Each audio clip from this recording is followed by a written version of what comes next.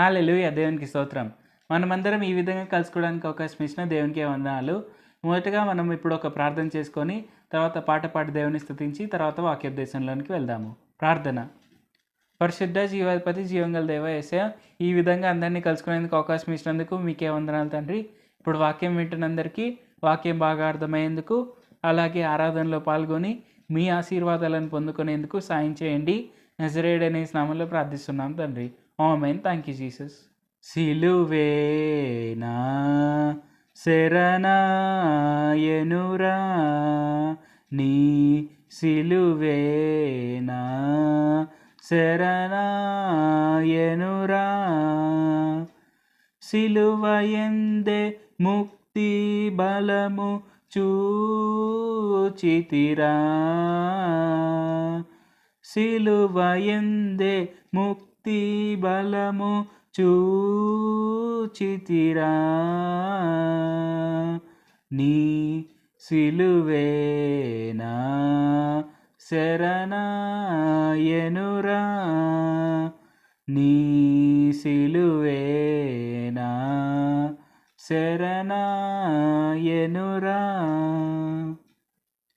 సిలువను రాలి యేసు పలికిన పలుకులందు, సిలువను రాలి యేసు పలికిన పలుకులందు, విలువలేని ప్రేమామృతము గ్రోలితిరా, నీ సిలువేనా శరణాయనురా, నీ సిలువేనా శరణాయనురా, సిలువను చూచు కొలది శిల సమానమైన మనసు, సిలువను చూచు కొలది శిల సమానమైన మనసు, నలిగి కరిగి నీరగుచున్నదిరా, నీ సిలువేనా శరణాయనురా, నీ సిలువేనా శరణాయనురా, పలువిధ పదములరసి ఫలితమేమీ గానలేక, పలువిధ పదములరసి ఫలితమేమీ గానలేక, సిలువ ఎదుటను నిలచినాడనురా, నీ సిలువేనా శరణాయనురా, నీ సిలువేనా శరణాయనురా, సిలువయందే ముక్తి బలము చూచితిరా, సిలువయందే ముక్తి బలము చూచితిరా, నీ సిలువేనా శరణాయనురా, నీ సిలువేనా శరణాయనురా. హల్లెలూయా! దేవుడైన యేసుప్రభు వారి సిలువే మనకు శరణము. అంటే ఆయన మన కోసం ఈ భూమి మీదకి వచ్చి మన కోసం మరణించి, మన కోసం ధర్మశాస్త్రాన్ని నెరవేర్చి, మనలను పాపులను కాక నీతిమంతులుగా తీర్చారు. సో ఖచ్చితంగా ఆయన శిలువ మరణమే మనకు శరణము. శిలువ మరణం వల్లే మనం నీతిమంతులము. ఇది మనం గుర్తుపెట్టుకొని ముందుకు సాగాలి. ఇప్పుడు మనం వాక్యోపదేశంలోనికి వెళ్దాము.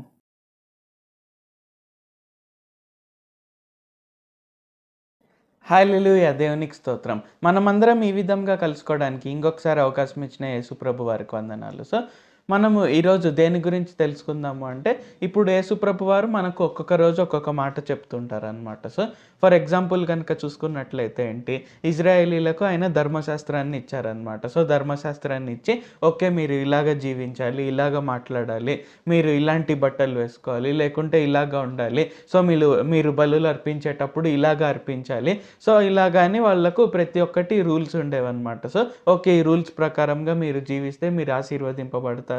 లేకుంటే ఆ రూల్స్ ప్రకారం జీవించకుంటే ఓకే శిక్ష లాంటివి, శాపాలు లాంటివి రావచ్చు అని యేసుప్రభు వారు, దేవుడైన యెహోవా వారు వారికి ధర్మశాస్త్రాన్ని ఇచ్చారనమాట. అయితే ఇక్కడేంటి యేసుప్రభు వారు ఎప్పుడైతే మన కొరకే సిలువ పైన మరణించారో అంటే మనందరి పాపాల కొరకు, సో లోకంలో ఉన్న ప్రతి ఒక్కరి పాపము కొరకు, ప్రతి ఒక్కరి వ్యసనము కొరకు, అలాగే ప్రతి ఒక్కరి బలహీనతల కొరకు, సో ఇలాగ అన్నిటి కొరకు ఆయన మరణించిన తర్వాత ఏంటి అది మారిపోయిందనమాట. సో ఎవరైతే ఆయనను నమ్ముతారో వారికి నీతి, వారికి పరిశుద్ధత, వారికి అన్నీ దొరుకుతాయన్నమాట. సో ఇక్కడేంటి మన క్రియలకు సంబంధం లేకుండా ఆయన నీతిని, పరిశుద్ధతను మనకు ఆయన ఇస్తున్నారనమాట. అంటే మనం పాపాలు చేయాలని కాదు, కానీ మనము ప్రతి ఒక్క రూల్ని మనం పాటించలేం. ఎక్కడొక చోట మనం పాపం చేస్తుంటాం కాబట్టి, ఎక్కడొక చోట అనుకోకుండా తప్పు చేస్తుంటాం కాబట్టి, సో వాటికి సంబంధం లేకుండా మనందరి కొరకే ఆయన బలియాగమయ్యారు.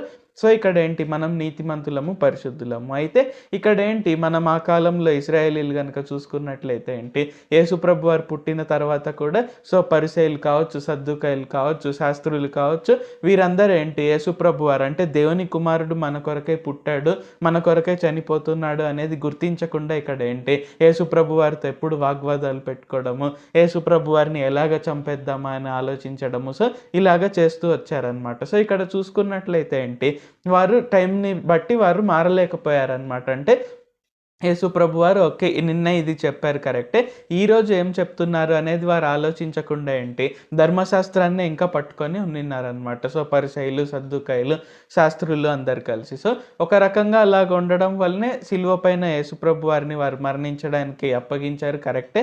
బట్ స్టిల్ ఏంటంటే వారు గ్రహించుకోలేకపోయారనమాట. సో ఈవెన్ మనము హేరోదు కూడా చూసుకున్నప్పుడు ఏంటి యేసుప్రభు వారు పుట్టినప్పుడు తూర్పు దేశం నుండి 3 జ్ఞానులు వచ్చాక అప్పుడు హేరోదు దగ్గర ఉండే జ్ఞానులు చూసి అవును ఇప్పుడు దేవుని కుమారుడు పుడతాడు, ఈ కాలంలోనే ఈ ప్రాంతంలో ఇలాగ పుడతాడు అన్నప్పుడు ఏంటి హేరోదుకి దొరకకపోయేసరికి, అంటే తూర్పు నుంచి వచ్చిన జ్ఞానులు ఏమంటారు హేరోదుకి తెలియకుండా దేవుని నుంచి వచ్చిన కళ ద్వారా వారు వెళ్ళిపోయినప్పుడు హేరోదుకు చెప్పకుండా, సో ఇక్కడ ఏంటి హేరోదు చిన్నపిల్లలందరినీ చంపే విధంగా చేశాడనమాట. సో ఇక్కడ అంతా చూసుకున్నట్లయితే ఏంటి ఇజ్రాయేలీలు కరెక్ట్గా ప్రిపేర్ అవ్వలేకపోయారు. సో ఈవెన్ మనం కూడా ఏం చేస్తుంటామంటే ఒక్కొక్కసారి యేసుప్రభు వారు మనకు 5 ఏండ్ల క్రితమో, 2 ఏండ్ల క్రితమో, లేకుంటే 10 ఏండ్ల క్రితమో ఇచ్చిన ఆజ్ఞను బట్టి నాకు ఈ పని చేయమన్నాడు అని చెప్పి ఇంకా దాన్నే మనం పట్టుకొని ఉంటాము. కానీ మనం చేయాల్సిందేంటి ఈరోజు ఆయన మన కొరకు ఏమి ఇస్తున్నారు అనేది మనము ధ్యానించాల్సి ఉంటుందన్నమాట. సో ఈ కాలంలో ఓకే ఈ 4 నెలల్లో, లేకుంటే ఈ 10 నెలల్లో, లేకుంటే ఈ సంవత్సరంలో, లేకుంటే ఈ రోజు సో ఆయన నాకేం చెప్తున్నారు, నేనేం చేయాలని ఆయన ఆశపడుతున్నారు అనేది మనం తెలుసుకోవాలన్నమాట. సో మనకు ఇశ్రాయేలీలు కూడా ఏంటి మోషే ఎప్పుడైతే ఐగుప్తీయుల నుండి వారిని బానిసత్వం నుండి విడిపించాడో, సో ఇక్కడ ఏంటి దేవుడైన యెహోవా వారు వారికి రోజు మన్నాను కురిపించేవారు అనమాట. అయితే వారు కనుక మన్నాను దాచిపెట్టుకోవాలనుకుంటే ఏంటి మరుసటి రోజుకి అది కుళ్ళిపోయి ఉండేదన్నమాట. సో ఆ విధంగా ఏంటి దేవుడైన యెహోవా వారి చిత్తం ఏంటంటే ఏ రోజు మన్నా ఆ రోజు తినాలి అనే విధంగా. సో ఈ రోజు కూడా ఏంటి మనకి ఇప్పుడు కూడా ఏంటి మనకు కొత్త నిబంధనలో కూడా యేసుప్రభు వారు శిష్యులకు ప్రార్థన నేర్పించారనమాట. సో అందులో ఏమని ఉంటుంది, దేవా మా అనుదిన ఆహారం నేడు మాకు దయచేయము అని ఉంటుంది. సో ఇక్కడ ఏంటి మనం అనుదిన ఆహారం, సో ఈ రోజు నాకు దేవుడు ఏం మాట్లాడాలనుకుంటున్నాడు అనేది మనం తెలుసుకోవాల్సి ఉంటుంది అనమాట. సో ఇక్కడ మనము 2 ఇన్స్టెన్సెస్ చూసుకుందాము. సో ఒకటి ఏంటంటే దేవుడు చెప్పిన మాటకు లోబడకుండా ఉండేది ఒకటి, దేవుడు చెప్పిన దానికి లోబడేది ఒకటి ఈరోజు మనం తెలుసుకుందాం అనమాట. సో మనము ముందుగా అపోస్తలుల కార్యములు 10వ అధ్యాయం 9వ వచనం నుండి కనుక చదువుకున్నట్లయితే, మరునాడు వారు ప్రయాణమైపోయి పట్టణమునకు సమీపించినప్పుడు పగలు ఇంచుమించు 12 గంటలకు పేతురు ప్రార్థన చేయుటకు మిద్దె మీదికెక్కెను. అతడు మిక్కిలి ఆకలిగొని భోజనం చేయగోరెను.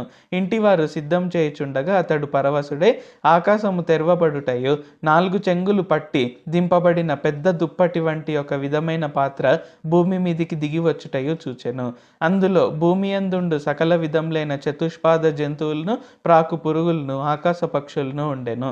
అప్పుడు పేతురు, నీవు లేచి చంపుకొని తినుమని ఒక శబ్దం అతనికి వినబడెను. సో ఇక్కడ ఈ వచనాలు చూసుకున్నట్లయితే ఏంటి, ఇక్కడ పేతురు ఉన్నాడనమాట. సో బండైన పేతురు, అంటే సంఘానికి మూలమైన పేతురు ఇక్కడ ఉన్నాడనమాట. సో ఇక్కడ ఏంటి, పేతురు పైన నిల్చొని, మిద్దె పైన నిల్చొని చూస్తున్నాడు. సో అంతలో ఆత్మలో పరవశుడయ్యి ఒక దుప్పటి లాంటిది రావడం చూశాడనమాట. సో ఆ దుప్పటిలో ఏంటి, అన్ని రకాలుగా చతుష్పాద జంతువులు, పక్షులు ఇవన్నీ ఉన్నాయన్నమాట. సో ఇక్కడ ఏంటి, ఇక్కడ యేసుప్రభు వారు పేతురుకి చెప్తున్నారనమాట. సో ఏమని, నువ్వు ఈ జంతువులను, దీనిలను నువ్వు పక్షులను చంపుకొని తినమని చెప్తున్నప్పుడు ఇక్కడ ఏంటి, పేతురు ఇచ్చే రెస్పాన్స్ మనం చూద్దాము. 14వ వచనం నుండి కనుక చూసుకున్నట్లయితే, అయితే పేతురు, వద్దు ప్రభువ, నిషిద్ధమైనది అపవిత్రమైనది ఏదైనాను నేనెన్నడూ తినలేదని చెప్పగా, దేవుడు పవిత్రం చేసిన వాటిని నీవు నిషిద్ధమైన వాటినిగా ఎంచవద్దని మరలా 2వ మారు ఆ శబ్దం అతనికి వినబడెను. ఈలాగు ముమ్మారు జరిగెను. వెంటనే ఆ పాత్ర ఆకాశంనకు ఎత్తబడెను. సో ఇక్కడ ఈ వచనాల్లో చూసుకున్నట్లయితే ఏంటి, ఇక్కడ 3 సార్లు జరుగుతుందన్నమాట. సో ఇలాగేంటి, మొదటిసారి యేసుప్రభు వారు చంపుకొని తినమన్నప్పుడు పేతురు ఏమంటాడు, నేను ఇలాగ అపవిత్రమైనవి, నిషిద్ధమైన వాటిని నేను తినను అన్నప్పుడు యేసుప్రభు వారు ఏమంటారు, దేవుడు పవిత్రపరిచిన దానిని నీవు అపవిత్రం అనకూడదు, నిషిద్ధమైనవి అనకూడదు అని చెప్తాడనమాట యేసుప్రభు వారు చెప్తారు. అయినా కానీ పేతురు ఏమంటాడు, దేవా నేను అలాగ తినను. మేబీ పేతురు ఏమనుకుంటుంటాడు, మేబీ దేవుడు నన్ను టెస్ట్ చేస్తున్నాడేమో, నేను కరెక్ట్గా లా అనేది పాటిస్తున్నానా లేదా. సో ఇక్కడ ఏంటి, పేతురు కూడా ఇస్రాయేల్లో పెరిగిన వ్యక్తే కాబట్టి ఇక్కడ ఏంటంటే ధర్మశాస్త్రం అనేది చదువుతున్నాడు అనమాట. సో ధర్మశాస్త్రాన్ని చదువుతున్నాడు, ప్రవక్తలు రాసిన ప్రవచనాలు చదువుతున్నాడు. అందుకే యేసుప్రభు వారు వచ్చినప్పుడు గుర్తించగలిగాడు అనమాట. సో ఇలాగ ఏంటి, పేతురు కూడా ధర్మశాస్త్రం బాగా ఫాలో అయ్యే వ్యక్తి. ఆ విధంగా ఏంటి, ఓకే నేను ఇవి తినాలి, ఇవి తినకూడదు అనేది ఒక రూల్ అనేది ఉంది. ఆ విధంగా చిన్నప్పటి నుండి కూడా పెరుగుతూ వచ్చాడనమాట. సో అయితే ఇక్కడ ఏంటి, యేసుప్రభు వారు ఈరోజు కొత్తగా అతన్ని వేరే విధంగా తినమని చెప్తున్నాడు అనమాట. కానీ ఇక్కడ పేతురు ఏం చేశాడు, అది తినలేకపోయాడు అనమాట. అంటే సో మనం ఒక రకంగా చూసుకున్నట్లయితే ఏంటి, మన జీవితాల్లో కూడా ఇలాంటివి జరుగుతుండవచ్చు. అంటే దేవుడు మనకు చెప్తుండవచ్చు, ఓకే నువ్వు ఈ జాబ్ చేయాలి, లేకుంటే ఈ బిజినెస్ చేయాలి, లేకుంటే నువ్వు ఇలాగ పాలిటిక్స్లోకి వెళ్ళాలి, లేకుంటే నువ్వు నా సేవ చేయాలి అని చెప్పినప్పుడు ఏంటి, ఓకే మనం అలాగ చేస్తూ వస్తుంటాము. ఒక్కొక్కసారి ఏమవుతుంటుందంటే కొన్ని నెలల తర్వాతనో లేకుంటే కొన్ని సంవత్సరాల తర్వాతనో యేసుప్రభు వారు మరలా మనల్ని ఆ పని కాకుండా వేరే పని చేయమని చెప్పే అవకాశం కూడా ఉందంటే ప్రతి ఒక్కరికి ఇలాగ జరుగుతుందని కాదు, బట్ జరిగే అవకాశం అయితే ఉంది. సో యేసుప్రభు వారు మనతో ఈ విధంగా మాట్లాడుతున్నారు అంటే ఒక రకంగా మన హృదయాలను అయినా సిద్ధపరుస్తున్నారు. ఏంటంటే దేవుడు నాకు ఎప్పుడు ఏది చెప్తే అది కరెక్ట్. సో ఇక్కడ ఏంటి, పేతురుకి ఇక్కడ డౌట్ వచ్చి ఉండవచ్చు, అదేంటి దేవుడే కదా నాకు చెప్పింది ఇలాగ చతుష్పాద జంతువులు, ఈ ఆకాశ పక్షులు ఇవన్నీ తినద్దని ఆయనే కదా నాకు చెప్పింది, అది లెవియాకాండంలో క్లియర్గా రాయబడి ఉంది కదా. సో ప్రతి ఒక్కటి రూల్స్ ప్రకారంగా సో ఎలాంటివి తినాలి ఎలాంటివి తినకూడదు అనేది దేవుడే చెప్పాడు కదా నాకు. మరి దేవుడే ఏంటి ఇలాగ నాకు చతుష్పాద జంతువులు, ఈ పక్షులు ఇవన్నీ చంపుకొని తినమంటున్నాడు. సో అవి అపవిత్రం కదా, సో అవి నిషిద్ధమైనవి కదా, నేను ఎలాగ తినాలి, మేబీ దేవుడు నన్ను టెస్ట్ చేస్తున్నాడేమో అని అనుకుని ఉంటాడు. సో అలాగా ముమ్మారు జరిగిందనమాట. సో యేసుప్రభు వారు కూడా ఏంటి, ఒకసారి కాదు, 2 సార్లు కాదు, 3 సార్లు చెప్పాడనమాట, ఓకే నువ్వు ఇది చంపుకొని తినాలి, దేవుడు పవిత్రం చేసిన వాటిని నీవు నిషిద్ధమైనవి అనకూడదు, అపవిత్రం అనకూడదు, వాటిని చంపుకొని తినమన్నప్పుడు పేతురు వల్ల అది కాలేదన్నమాట. ఎందుకంటే చిన్నప్పటి నుండి అలాగ పెరుగుతూ వస్తున్నాడు. సో ధర్మశాస్త్రాన్ని చదువుతున్నాడు, ధర్మశాస్త్రాన్ని పాటించాడు. సో ఈవెన్ ఇక్కడ మనం యేసుప్రభు వారికి శిష్యుడైన తర్వాత కూడా యేసుప్రభు వారి కొరకు, ఆయన రాజ్యం కొరకు అనేక ఆత్మలను రక్షించాడు. సో ఇక్కడ ఏంటి, తన దృష్టిలో ఏంటంటే ఓకే ఇవి పవిత్రము, ఇవి అపవిత్రము అని. కానీ ఇక్కడ దేవుడు ఇక్కడ ఏం చేశాడు, ఈవెన్ అపవిత్రమైనవి అని ఏదైతే ఆయనే చెప్పాడో ఇప్పుడు వాటిని ఆయన పవిత్రం చేశాడు. సో ఇక్కడ ఏంటి, పేతురు వెంటనే ఆ విధంగా ప్రిపేర్ అయి ఉండాలన్నమాట. ఓకే దేవుడు నాకు ఇప్పుడు చెప్పాడు, సో నేను ఈ చతుష్పాద జంతువులు, ఈ పక్షులు, నేను వీటిని చంపుకొని తినవచ్చు అనే విధంగా పేతురు ప్రిపేర్ అయి ఉండాలి. కానీ ఇక్కడ పేతురు ప్రిపేర్ కాకపోవడం వల్ల ఏంటి, ఓకే నేను ఇలాగ చేయను అని ముమ్మారు దేవునికి నో అని చెప్పాడు అనమాట. సో ఇంకా దేవుడు ఆ దుప్పటిని తీసేసుకున్నాడు మళ్ళీ. సో ఆ విధంగా మనం కూడా మన జీవితాల్లో మనం ప్రిపేర్ అవ్వాలి, మన హృదయాల్లో మనం ప్రిపేర్ అయి ఉండాలి, సిద్ధపడి ఉండాలి.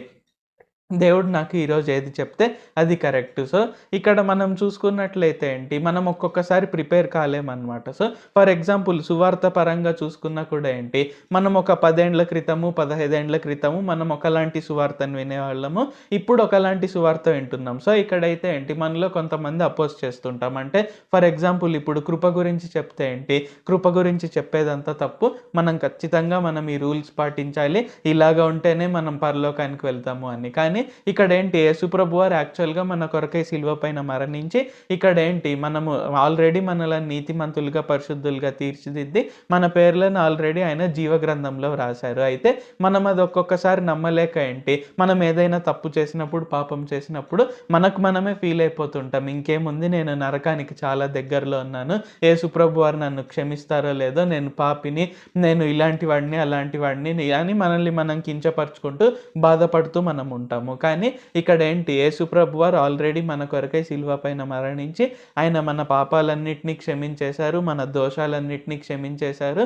సో ఇక్కడ ఏంటి, మన పైన ఎటువంటి పాప భారము అనేది లేదు. సో ఇది మనం గుర్తుంచుకోవాలంటే మనం ఈ విధంగా అర్థం చేసుకోకూడదు. సో ఆయన కృపను విస్తరింపజేస్తున్నాడు కదా అని నేను పాపాలు చేయాలా? సో మీరు ఎలాగ చెప్తారు, మనం ఏం చేసినా సరే పరలోకానికి వెళ్తామని, మరి పాపాలు చేయొచ్చా అనే విధంగా అని. కానీ యాక్చువల్గా యేసుప్రభు వారి చిత్తం ఏంటి, మనం పాపాలు చేయాలని కాదు. సో ఆయన కృపను విస్తరింపజేసేది ఎందుకు? పాపం విస్తరించిన చోట కృపను ఆయన ఎందుకు విస్తరింపజేస్తాడు అంటే, ఆయన కృపను మనం పొందుకొని ఇంకా పాపం మరెన్నడూ చేయకుండడానికి. సో ఇక్కడ ఏంటి, యేసుప్రభు వారు ఏం తెలియజెప్పాలనుకుంటున్నారు అంటే మనకు, నేను ఈరోజు ఈ టైంకి ఏది చెప్తే అదే కరెక్ట్. సో మొన్న అది చెప్పాను కదా, అది పాటిస్తాను. సో అలా కాదంటే, ఇప్పుడు మొన్న చెప్పిన ఆజ్ఞ అది అది తప్పు కాదు, 100% కరెక్ట్. అయితే అది ఆ టైంకి ఆ విధంగా దేవుడు ఏర్పరిచారు, ఈ టైంకి ఇప్పుడు ఈ విధంగా ఏర్పరుస్తున్నారు. సో ఇక్కడ ఏంటి, పేతురుకి యాక్చువల్గా ఇది ఎందుకు చేయాలంటున్నారు?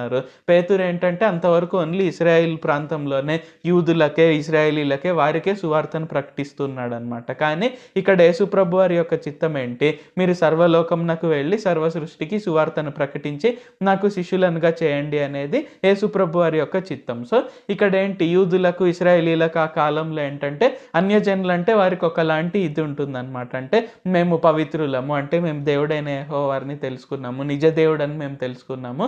సో అన్యజనులు అలాగా తెలుసుకోలేదు కాబట్టి వారు అపవిత్రులు, వారు తక్కువ వారు అనే విధంగా వారికి ఆ ఫీలింగ్ ఉందన్నమాట. సో ఇక్కడ ఏంటి, పేతురుకి అలాంటి ఫీలింగ్ ఉంటే సువార్తను ప్రకటించలేడు. కాబట్టి ఇక్కడ ఏంటి, అన్ని రకాల వారిని ఆదరించాలి, అన్ని రకాల వారికి సువార్తను ప్రకటించాలి అనే విధంగా ఆయన ఆ రూల్స్ అనేవి తీసేసి ఇప్పుడు కొత్తగా రూల్ పెట్టారనమాట. ఏంటంటే నువ్వు చతుష్పాద జంతువులు, ఆకాశ పక్షులు ఏవైనా తినచ్చు, నేను పవిత్రం చేశాను కాబట్టి, సో నా నామంన నీవు తినవచ్చు అనే విధంగా ఇక్కడ ఏంటి యేసుప్రభు వారు చేశారు. కానీ అది పేతురు గ్రహించుకోలేక ముమ్మారు రిజెక్ట్ చేశాడనమాట. సో ఇక్కడ ఏంటి, పేతురు రిజెక్ట్ చేయడం వలన ఏమైందంటే, పౌలు అనేక ప్రాంతాలకు వెళ్ళాడనమాట. సో అపోస్తలుడైన పౌలు అనేక ప్రాంతాలకు వెళ్ళి, సో మనం చూడవచ్చు అనమాట, రోమీలకు రాసిన పత్రిక, ఎఫెసీలకు రాసిన పత్రిక, కొరింథీయులకు రాసిన పత్రిక. సో ఇలాగేంటి, పౌలు మొత్తం అన్యజనులకంతా, సో అనేక దేశాలు తిరిగి అన్యజనులకు కూడా సువార్త ప్రకటించగలిగాడు అనమాట. సో ఒకవేళ కనుక పేతురు అదే యాక్సెప్ట్ చేసి ఉంటే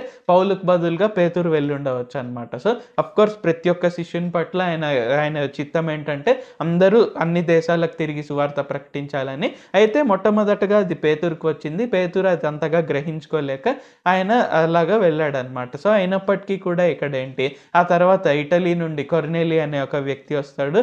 సో కొర్నేలికి, అతనికి సంబంధించిన వ్యక్తులకి అందరికీ పేతురు సువార్తను ప్రకటిస్తాడు.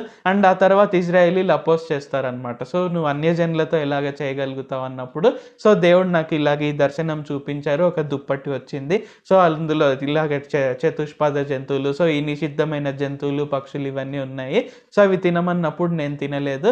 కానీ యేసుప్రభు వారు నాకేం చెప్పారంటే, ఓకే నేను ఇలాగా ఎవరికైనా సువార్త చెప్పొచ్చు. సో కొర్నేలి అనే ఒక వ్యక్తి వస్తాడు, ఇటలీ పటాలం అనబడిన ప్రాంతం నుండి వస్తాడు. సో నువ్వు అతనికి ఏమంటారు, సువార్త చెప్పాలి. సో అతను ఏమంటారు, నువ్వు అనుకుంటున్నట్టుగా అపవిత్రుడేం కాదు. నేను భూలోకంలో ప్రతి ఒక్కరి కొరకు నేను చనిపోయాను. సో, నువ్వు నిరభ్యంతరంగా వెళ్ళవచ్చు అని యేసుప్రభు వారు పేతురుకి చెప్తారనమాట. సో, ఆ విధంగా ఏంటి మన జీవితాల్లో కూడా ఓకే, యేసుప్రభు వారు ఈరోజు మనకొకటి చెప్పొచ్చు. ఓకే, నువ్వు ఈ పని చేయాలి, లేకుంటే నువ్వు ఈ విధంగా జరిగించాలి, నువ్వు ఈ విధంగా జీవించాలి అని ఈరోజు చెప్పవచ్చు. అది 100% కరెక్ట్ అండ్ ఆజ్ఞ 100% పవిత్రమైనది. అయితే రేపు ఆయన ఆజ్ఞను మార్చొచ్చు. సో, ఆయన మార్చొచ్చు, మార్చకపోవచ్చు. అది ఆయన ఇష్టము. సో, మన హృదయాల్లో మనం సిద్ధపడాలి. దేవా, ఇది మీరు నాకు చెప్పారు. సో, నేను ఇది ఖచ్చితంగా చేయాలి. రేపు మీరు ఇంకొకటి చెప్పవచ్చు, నేను దానికి కూడా సిద్ధమే. ఆ విధంగా నా హృదయాన్ని సిద్ధపరచండి దేవా అని మనం ప్రార్థన చేసి ఆయన ఏ రోజు ఏది చెప్తే మనం ఆ విధంగా చేయాలి. సో, ఈరోజు ఆయన మనకు చెప్పొచ్చు అనమాట. సో, నువ్వు సువార్త ప్రకటించు, ఇలాగ నువ్వు వీరితో మాట్లాడు అని. రేపు ఆయన చెప్పొచ్చు అనమాట. సో, ఈ వ్యక్తులతో నువ్వు మాట్లాడొద్దు. సో, నువ్వు వేరే వాళ్ళకు సువార్త ప్రకటించు అని. సో, అప్పుడు మనం ఏం చేయాలి? మనం వెంటనే ఆ విధంగా మారిపోవాలి. అంతేకాని ఓకే, నాకు ఇక్కడ చాలా సంఘం స్థిరపడిపోయింది, నేను వీళ్ళనంతా వదిలేస్తే ఎలాగా అని మనం ఫీల్ అవ్వాల్సిన పని లేదనమాట. ఎందుకంటే ఫైనల్గా ఇక్కడ ఏంటి, ప్రతి ఒక్కరిని చూసుకునేది యేసు ప్రభువారు. సో, ప్రతి ఒక్కరిని పోషిస్తున్నది ఆయన. ఈ భూలోకంలో ఎవరైనా సరే, ఎవరైనా బతికి ఉన్నారంటే అది యేసు ప్రభువారి యొక్క చిత్తం కాబట్టే. సో, మనం అందరం బ్రతికి ఉన్నామంటే అది యేసు ప్రభువారి చిత్తమే కాబట్టి అది మనం గుర్తుంచుకొని ముందుకు సాగాలి. సో, మనం ఎవరిని పోషించేవారం కాదు, మనం ఎవరిని రక్షించేవారం కాదు. ఎందుకంటే ఎవరినైనా రక్షించేది యేసు ప్రభువారే, ఎవరినైనా పోషించేది యేసు ప్రభువారే, ఎవరినైనా ఆశీర్వదించేది కూడా యేసు ప్రభువారే. సో, అది మనం గుర్తుంచుకొని ఆయన మనకేం చెప్పాలనుకుంటున్నాడో దాని విధంగా చూడాలి. సో, అయితే యేసు ప్రభువారు ఏం కోరుకుంటారు? మనము అలాగ పేతురు ఆ పర్టికులర్ ఇన్స్టెన్స్లో ఉన్నట్టు కాకుండా మనం ఆయనకు లోబడాలనే విధంగా కోరుకుంటారు. అంటే ఇక్కడ పేతురు ఏదో తక్కువైపోయినట్టు కాదు. ఆ సిచ్యువేషన్ని మనకు ఎందుకు పెట్టారు అంటే మనం భవిష్యత్తులో ఇంకెప్పుడు కూడా మనము అలాగ చేయకుండా మనం వెంటనే లోబడే విధంగా మన హృదయాల్ని సిద్ధపరచుకోవాలని యేసుప్రభు వారు తెలియజేస్తున్నారు. మనం ఇంకొక ఇన్స్టెన్స్ కనుక చూసుకున్నట్లయితే ఇది హోషేయ గ్రంథంలో ఉంటుందన్నమాట. సో, హోషేయ గ్రంథంలో మొదటి అధ్యాయం మనం మొదటి 3 వచనాలు కనుక చదువుకున్నట్లయితే, ఉజ్జియా, యోతాము, ఆహాజు, హిజ్కియా అను యూదా రాజుల దినములలోను, యెహోయాషు కుమారుడైన యెరోబాము అను ఇశ్రాయేల్ రాజు దినములలోను బెయేరీ కుమారుడైన హోషేయకు ప్రత్యక్షమైన యెహోవా వాక్కు. మొదట యెహోవా హోషేయ ద్వారా ఈ మాట సెలవిచ్చెను. జనులు యెహోవాను విసర్జించి బహుగా వ్యభిచరించి ఉన్నారు గనుక నీవు పోయి వ్యభిచారం చేయు స్త్రీని పెండ్లాడి వ్యభిచారం వల్ల పుట్టిన పిల్లలను తీసుకొనుము అని ఆయన హోషేయకు ఆజ్ఞ ఇచ్చెను. కాబట్టి అతడు పోయి దిబ్లాయిము కుమార్తె అయిన గోమెరును పెండ్లి చేసుకొనెను. సో, ఇక్కడ ఈ వచనాలు కనుక చూసుకున్నట్లయితే ఏంటి, ఇక్కడ ప్రవక్త అయినటువంటి హోషేయకు దేవుడైన యెహోవా చాలా టఫ్ జాబ్ పెట్టారనమాట. ఏంటంటే, నువ్వు వ్యభిచారంలో ఉన్న స్త్రీని పెండ్లి చేసుకొని వ్యభిచారం వల్ల పుట్టిన పిల్లలను నువ్వు కనమని ఇక్కడ దేవుడైన యెహోవా హోషేయకు చెప్తున్నారనమాట. సో, ఇక్కడ ఏంటి, ప్రవక్త అయిన హోషేయ ఒక రకంగా చూసుకున్నట్లయితే ఏంటి, ఆయన చాలా పవిత్రుడు, అంటే ధర్మశాస్త్రాన్ని పాటించే వ్యక్తి, ఆయన దేవునితో మాట్లాడే వ్యక్తి, దేవుడి నుండి ఆయన ప్రవచనాలు, దర్శనాలు పొందుకునే వ్యక్తి. సో, ఇలాంటి పని చేయాల్సి వస్తుందని ఆయన ఊహించి ఉండాడు. కానీ ఇక్కడ ఏంటి, దేవుడైన యెహోవా ఎప్పుడైతే చెప్పారో ప్రవక్త అయినటువంటి హోషేయ అలాగే చేశారు. అంటే వ్యభిచారంలో ఉన్న స్త్రీని ఆయన పెండ్లి చేసుకున్నాడు అండ్ ఆమె ద్వారా పిల్లలను కూడా కన్నాడు. సో, ఇక్కడ ఒక రకంగా చూసుకున్నట్లయితే ఏంటి, ఇది చాలా భయంకరమైనది. సో, మనల్ని మనం అక్కడ ఊహించుకున్నట్లయితే అది చాలా భయంకరమైనది. నాకు తెలిసి మనలో ఎవ్వరం కూడా ఆ పని చేయలేం కూడా. ఎందుకంటే మనం ఎప్పుడు కూడా ఏ విధంగా మనం యేసు ప్రభు వారి కొరకే నీతిమంతులుగా, పరిశుద్ధులుగా ఇలాగ జీవించాలని మనం అనుకుంటాం. సో, ఈవెన్ ధర్మశాస్త్రంలో కూడా వ్రాయబడి ఉంటుందన్నమాట. సో, నువ్వు అలాగ వ్యభిచారంలో ఉన్న వాళ్ళను, వేశ్యలను ఇలాగ వివాహం చేసుకోకూడదు అని రాసి ఉంటుందన్నమాట. సో, హోషేయ ఇక్కడ ఏంటి, ప్రవక్త అయినటువంటి హోషేయ ఖచ్చితంగా ధర్మశాస్త్రం పాటించే వ్యక్తి. కానీ పర్టికులర్గా ఆ పర్టికులర్ సిచ్యువేషన్లో ఇక్కడ ఏంటి, దేవుడైన యెహోవా ఇక్కడ ఏం చెప్పారు, సో నువ్వు అలాంటి స్త్రీని పెండ్లి చేసుకోవాలి అంటే వ్యభిచారంలో ఉన్న స్త్రీని పెండ్లి చేసుకోవాలి అన్నప్పుడు ఆయన లోబడ్డాడు. సో, యాక్చువల్గా చూస్తే ఏంటి, ఇక్కడ హోషేయకు డౌట్ వచ్చి ఉండవచ్చు, అసలు దేవుడు ఇలాగ మాట్లాడతాడు, అది అలాగ చేసుకోవడం అపవిత్రం కదా, అది నీతి కాదు కదా, పరిశుద్ధత కాదు కదా, మరి అది చాలా పెద్ద తప్పు కదా, మరి నేను అలాగ చేయాలి అని ఇక్కడ ప్రవక్త అయినటువంటి హోషేయ ఇక్కడ దేవుడైన యెహోవాని క్వశ్చన్ చేసి ఉండవచ్చు, అనుకొని ఉండవచ్చు. కానీ ఇక్కడ చూసుకున్నట్లయితే ఏంటి, ఈ 3 వచనాల్లో మనకు అలాగా కనిపించలేదు. సో ఇక్కడ దేవుడైన యెహోవాకి ఒక పర్పస్ ఉందన్నమాట. ఏంటంటే ఆ కాలంలో ఇశ్రాయేల్ రాజులు అలాగే జనులందరూ కూడా దేవుడైన యెహోవాని విడిచిపెట్టి సో వేరొకరిని పూజించడము, వేరొక దేవతలకు బలులు అర్పించడము, వాటికి ప్రవక్తల్ని పెట్టి వారిని పోషించడము, అలాగే ప్రవక్తల్ని కొంచెం హింస పెట్టడము. సో ఇలాగవన్నీ చేస్తున్నప్పుడు ఇక్కడ దేవుడైన యెహోవా చెప్తున్నారనమాట. సో ఇజ్రాయెల్ చేస్తుండేది నువ్వు చేసి చూపించు, అది ఎంత పెద్ద తప్పు అప్పుడు వారు అర్థం చేసుకుంటారు. అంటే వారు వేరే ఒక దేవతల్ని వారు పూజించి వారు వ్యభిచారం చేస్తున్నారు. సో నువ్వు వ్యభిచారంలో ఉన్న స్త్రీని పెండ్లి చేసుకొని కుమారులను కానీ సో ఇలాగ అని ఇక్కడ దేవుడైన యెహోవా ఒక పర్పస్లో నడిపిస్తున్నారనమాట. సో ప్రవక్త అయినటువంటి హోషేయ అక్కడ లోబడ్డాడు. సో ఆ విధంగా ఏంటి, మనం ఈ గ్రంథంలో ఈ వచనాలు చదివే కొద్దీ మనకు క్లియర్గా పర్పస్ అనేది అర్థమవుతుంది అనమాట. సో ఇక్కడ మనం గుర్తుంచుకోవాల్సింది ఏంటి, దేవుడు మనకు ఏదైనా చెప్తే అది కరెక్ట్. సో ఇక్కడ ఏంటి, ప్రవక్త అయిన హోషేయ కూడా ధర్మశాస్త్రం పాటిస్తున్నాడు కరెక్టే, బట్ స్టిల్ దేవుడే ప్రత్యక్షమై చెప్పినప్పుడు ఏంటి, నేను ధర్మశాస్త్రాన్ని కాదు నేను దేవుని పట్టుకుంటాను. సో నేను దేవుడిచ్చిన వాక్యాన్ని నేను పట్టుకొని ఉంటాను, దాని ప్రకారంగా నేను జీవిస్తాను అనే విధంగా ఇక్కడ ప్రవక్త అయినటువంటి హోషేయ ముందుకెళ్ళాడు.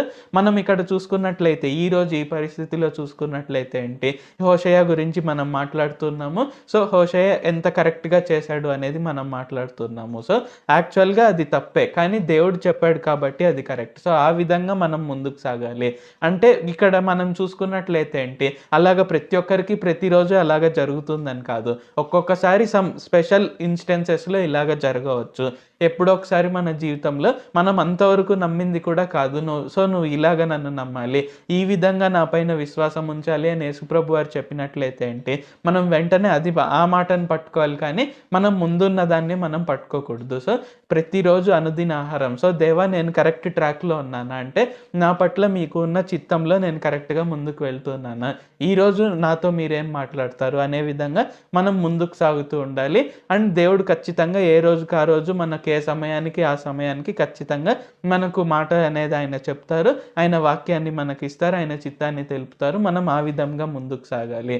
అంతేకాని దేవా మీరు ఆ రోజు ఇది చెప్పారు, అది కొంచెం మనకు బాగా అనిపించినట్లయితే ఏంటి, ఇది కరెక్ట్ అనే విధంగా ఉండకుండా మనకి ఈరోజు ఆయన ఏం చెప్పారో అది చేస్తూ మనం ముందుకు సాగాలి. సో ఇజ్రాయేలీలు కూడా ఏంటి, మన్నాను దాచిపెట్టుకోవాలనుకున్నప్పటికీ నెక్స్ట్ రోజు పొద్దున్నకి కుళ్ళిపోయింది అనమాట. సో ఆ విధంగా ఏంటి, అలాగ చూసుకున్నట్లయితే మన్నా అనేది తప్ప 100% కరెక్ట్, కానీ అది ఆ రోజుకి కరెక్ట్, నెక్స్ట్ రోజుకు దేవుడు ఆల్రెడీ ఇంకొక మన్నాను స్టోర్ చేసి ఉంచారు. సో అదే విధంగా ఏంటి, మనకు ప్రతిరోజు అనుదిన ఆహారాన్ని ఇవ్వాలి అనేది ఆయన చిత్తము. కాబట్టి ఆయన అనుదిన ఆహారాన్ని మనం పొందుకుంటూ ఆ విధంగా మనం ఆయన చిత్తాన్ని నెరవేరుస్తూ మనం అందరం ముందుకు సాగుదాము. ప్రార్థించుకుందాం.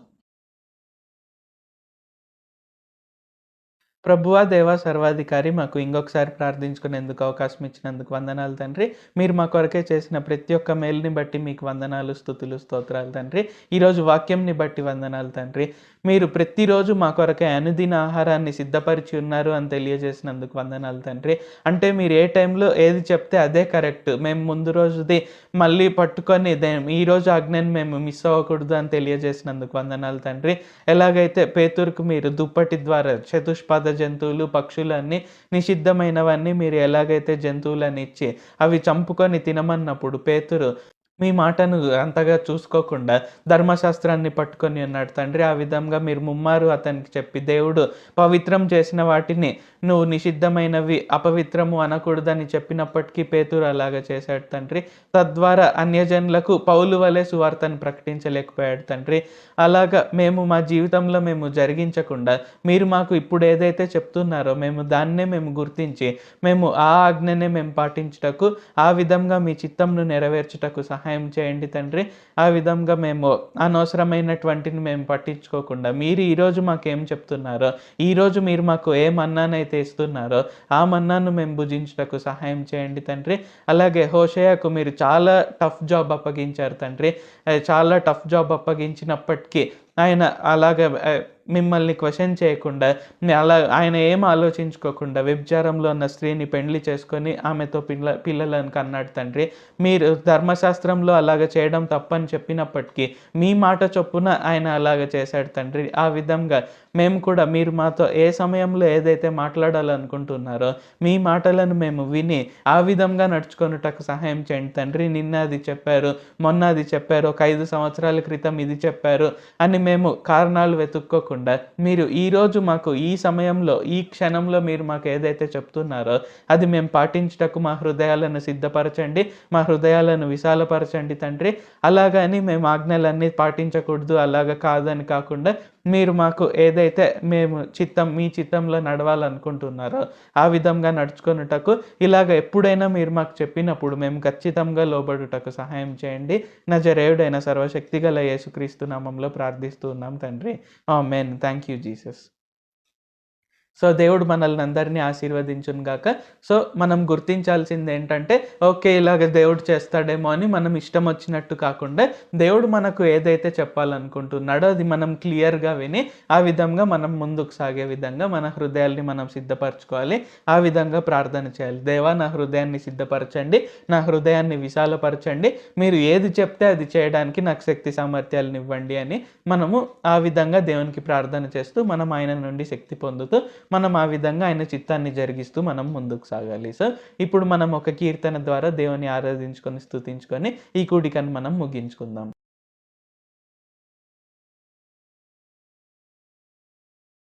హల్లెలూయా. ఇప్పుడు మీరు విన్న వాక్యం మీకు అర్థమైందని భావిస్తున్నాను.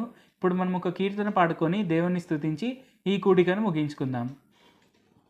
పాపానికి నాకు ఏ సంబంధము లేదు, పాపానికి నాపై ఏ అధికారము లేదు, పాపానికి నాకు ఏ సంబంధము లేదు, పాపానికి నాపై ఏ అజమాయిషీ లేదు. నా పాపములు అన్నీ నా ప్రభువు ఏనాడో క్షమించి వేశాడుగా, మరి వాటినెన్నడను జ్ఞాపకము చేసుకొనను అని మాట ఇచ్చాడుగా.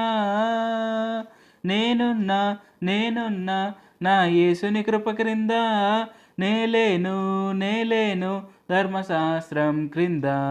నేనున్నా నా యేసుని కృప క్రింద, నేలేను ధర్మశాస్త్రం క్రింద. పాపానికి నాకు ఏ సంబంధము లేదు, పాపానికి నాపై ఏ అధికారము లేదు, పాపానికి నాకు ఏ సంబంధము లేదు, పాపానికి నాపై ఏ అజమాయిషీ లేదు. కృప ఉందని పాపం చేయొచ్చా? అట్లనరాదు. కృప ఉందని నీతిని విడువచ్చా? అట్లనరాదు. కృప ఉందని పాపం చేయొచ్చా? అట్లనరాదు. కృప ఉందని నీతిని విడువచ్చా? నో. కృప అంటే లైసెన్స్ కాదు, కృప అంటే ఫ్రీ పాస్ కాదు పాపాన్ని చేసేందుకు. కృప అంటే దేవుని శక్తి, కృప అంటే దేవుని నీతి పాపాన్ని గెలిచేందుకు. Grace is not a license to sin, it's the power of God to overcome. Grace is not a license to sin, it's the power of God to overcome. Grace is not a license to sin, it's the power of God to overcome. Grace is not a license to sin, it's the power of God to overcome. నేనున్నా నా యేసుని కృప క్రింద, నేలేను ధర్మశాస్త్రం క్రింద. నేనున్నా నా యేసుని కృప క్రింద, నేలేను ధర్మశాస్త్రం క్రింద. పాపానికి నాకు ఏ సంబంధము లేదు, పాపానికి నాపై ఏ అధికారము లేదు, పాపానికి నాకు ఏ సంబంధము లేదు, పాపానికి నాపై ఏ అజమాయిషీ లేదు. ధర్మశాస్త్రం పాపం అయ్యిందా? అట్లనరాదు. ధర్మశాస్త్రం వ్యర్థం అయ్యిందా? అట్లనరాదు. ధర్మశాస్త్రం పాపం అయ్యిందా? అట్లనరాదు. ధర్మశాస్త్రం వ్యర్థం అయ్యిందా? నో. ధర్మశాస్త్రం కొంతకాలమేగా, ధర్మశాస్త్రం బాలశిక్షయేగా, ప్రభునొద్దకు నడిపేందుకు క్రీస్తొచ్చి కృప తెచ్చెనుగా, ధర్మశాస్త్రం నెరవేర్చెనుగా, మనలను విడిపించేందుకు. నేనున్నా నేనున్నా నా యేసుని కృప క్రింద, నేలేను నేలేను ధర్మశాస్త్రం క్రింద. నేనున్నా నేనున్నా నా యేసుని కృప క్రింద, నేలేను నేలేను ధర్మశాస్త్రం క్రింద. పాపానికి నాకు ఏ సంబంధము లేదు, పాపానికి నాపై ఏ అధికారము లేదు, పాపానికి నాకు ఏ సంబంధము లేదు, పాపానికి నాపై ఏ అజమాయిషీ లేదు. మన దేవుడైన యేసుప్రభువారు మన పాపాలన్నింటినీ కొట్టివేశారు, అలాగే మనల్ని నీతిమంతులుగా ఎంచారు. ఇది మనం గుర్తుపెట్టుకొని మనం ఎల్లప్పుడూ ముందుకు సాగాలి. పాపానికి మన పైన ఎటువంటి అజమాయిషీ లేదు, ఎందుకంటే దేవుడైన యేసుప్రభువారు అలా చేశారు కాబట్టి తప్పక మనకు పాపంపై ఖచ్చితమైన విజయం ఉంది. అలాగే పాపం మనల్ని ఎలాంటి రీతిలో అధికారం చేయలేదు, సాతానికి కూడా మన పైన ఎటువంటి అధికారం లేదు. ఇది తప్పక మనం గుర్తుపెట్టుకోవాల్సిన విషయము. సో ఇది ఖచ్చితంగా అందరు గుర్తుపెట్టుకోవాలని భావిస్తున్నాను.